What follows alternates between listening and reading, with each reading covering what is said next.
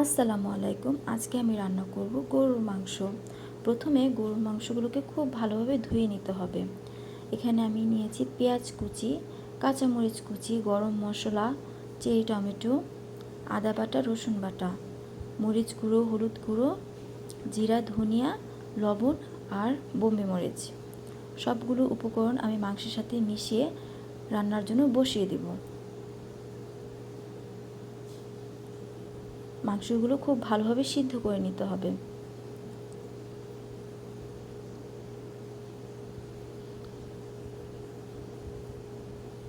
মাংসগুলো একটু নেড়ে চেড়ে দিব।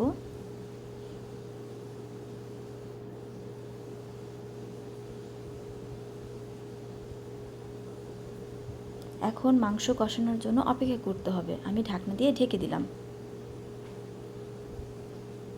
প্রায় 30 মিনিট পর আমি আসলাম। মাংস কষানো প্রায় হয়ে গেছে। এখন আমি গরম পানি ঢেলে দিব। পরিমাণ মতো গরম পানি দিতে হবে।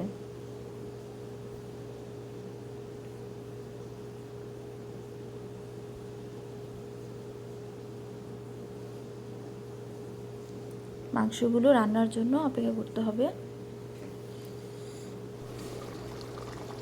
প্রায় 45 মিনিট পরে আমি ঢাকনা উঠালাম। এর মাঝে আমি আলু দিয়েছি। আলু আমার হাজবেন্ড খুব পছন্দ করে।